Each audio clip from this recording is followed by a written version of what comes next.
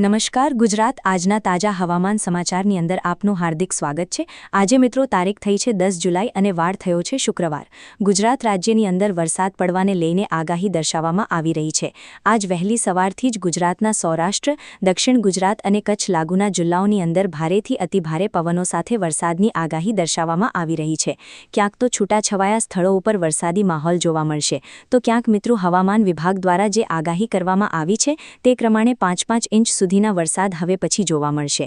ગયા અઠવાડિયા ચોમાસાના વરસાદને કારણે ઘણા બધા જિલ્લાઓની અંદર પૂરની પરિસ્થિતિ સર્જાણી છે, પરંતુ હવે આ નવી આગાહી પ્રમાણે આજનો આ દિવસ કેવો રહેશે તે તમને જણાવી દઈશું। મિત્રો, આ દરેક આગાહી અને દરેક માહિતી જણાવીએ એ પહેલાં તમને એક નવી આગાહી અને નવી માહિતી જણાવીએ। વાવાઝોડા વિશે તમને આગાહી આપવાની છે।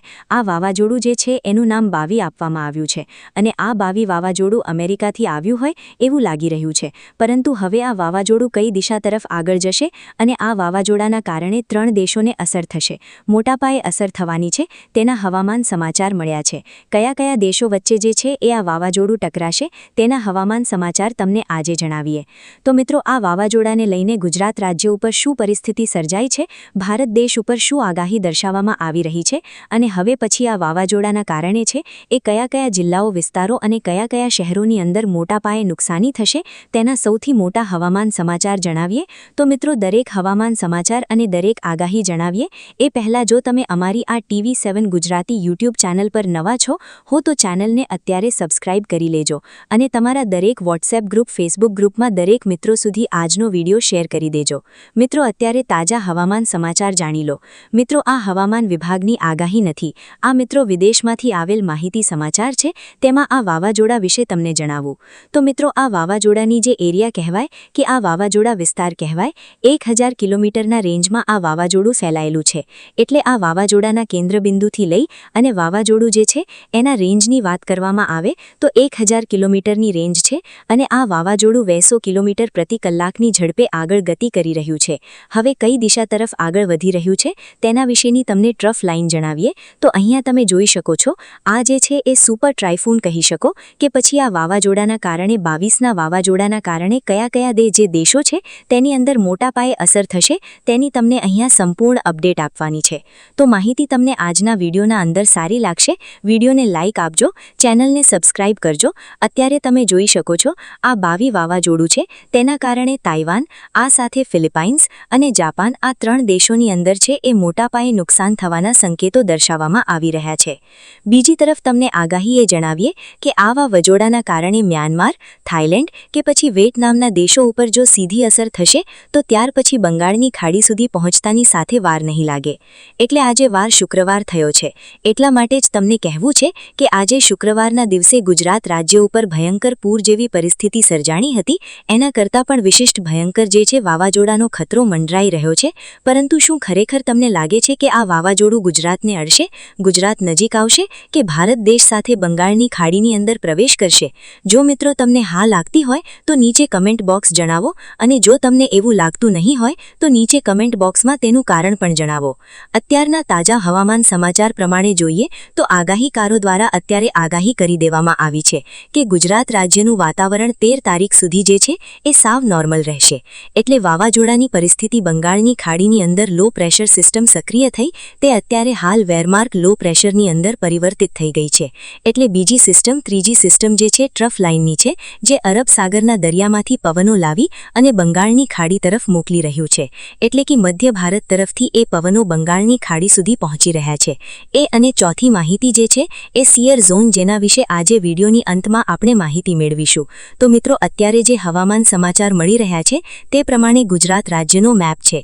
આ મેપની અંદર તમે અહીંયા સ્પષ્ટપણે જોઈ શકો છો સૌરાષ્ટ્ર, દક્ષિણ ગુજરાત અને મધ્ય ગુજરાતના જે જિલ્લાઓ તમને દેખાતા હશે। જો તમારા જિલ્લાનું નામ આ જિલ્લાઓમાંથી હોય, લિસ્ટમાં નામ હોય તો નીચે કમેન્ટ બોક્સમાં જણાવો, ન હોય તો પછી તમે છે એ આ વિડીયોને પૂરેપૂરો જુઓ, કારણ અત્યારે દક્ષિણ ભારતમાંથી આવેલી સિસ્ટમ દક્ષિણ ગુજરાત સુધી પહોંચી ગઈ।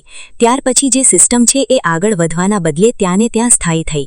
એટલે એક સિસ્ટમ તે બની, બીજી એ સિસ્ટમ કે હાલ ગુજરાત તરફ પવનોની વધતી ગતિને કારણે 2 વિસ્તારોને રેડ એલર્ટની આગાહી આપવામાં આવી છે, રેડ એલર્ટના સિગ્નલો આપવામાં આવે છે, જેમાં કહેવામાં આવ્યું છે કે આ ચોમાસું વરસાદી આગાહી ગુજરાત રાજ્ય ઉપર ચોમાસું ફેરવે તેવી માહિતી મળી રહી રહી છે તો એ પ્રકારની અત્યારે કંઈ એવું નથી.